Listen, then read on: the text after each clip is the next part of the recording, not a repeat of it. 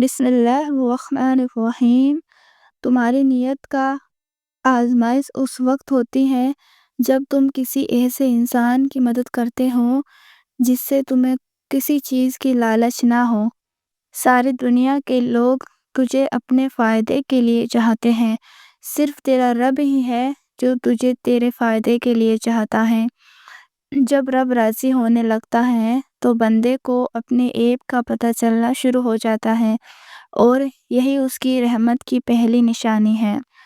جب تم پر کوئی مشکل آئے تو کسی کا احسان نہ لو، کیونکہ مصیبت 4 دن کی ہوتی ہے اور احسان زندگی بھر کا ہوتا ہے۔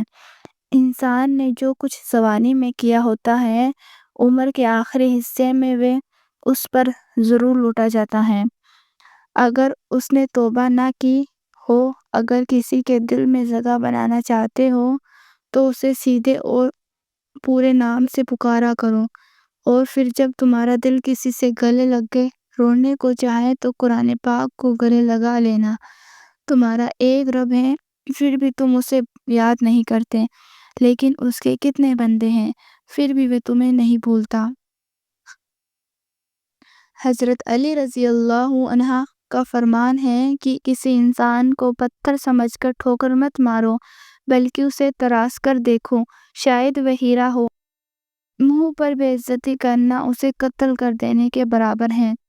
عقل مند وہ ہے جو اپنی زبان کو غیبت سے بچائے، اور مومن وہ ہے جس کا دل شک سے پاک ہو۔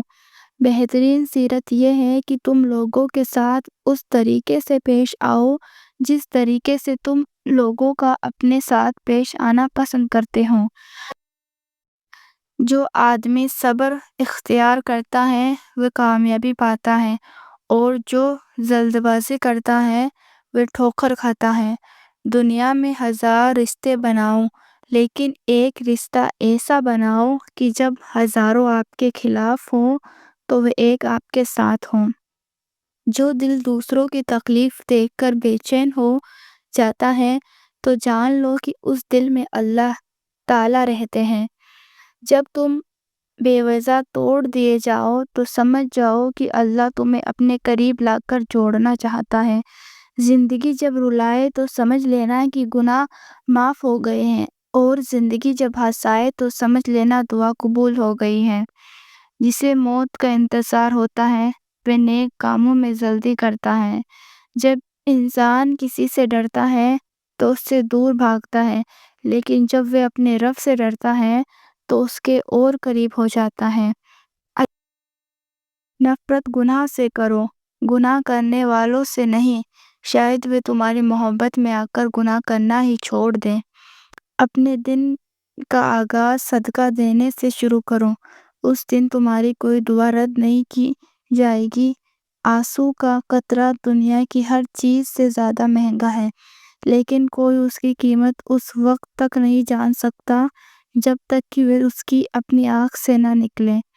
حضرت علی رضی اللہ عنہ نے فرمایا کہ جب میری دعا قبول ہوتی تو میں خوش ہوتا کہ اس میں میری رضا ہے، اور جب میری دعا قبول نہ ہوتی تو میں اور خوش ہو جاتا کہ اس میں میرے رب کی رضا ہے۔ اور کبھی غم نہ کرنا کہ دنیا آپ کے ساتھ نہیں ہے، بلکہ خوش ہونا کہ دنیا کا مالک آپ کے ساتھ ہے۔ اگر تم اس وقت مسکراتے ہو جب تم پوری طرح ٹوٹ چکے ہو تو یقین جانو دنیا میں تمہیں کبھی کوئی نہیں توڑ سکتا۔ حضرت علی رضی اللہ عنہ سے پوچھا گیا کہ انسان برا کب بنتا ہے؟ آپ نے فرمایا کہ جب وہ اپنے آپ کو دوسروں سے اچھا سمجھنے لگتا ہے۔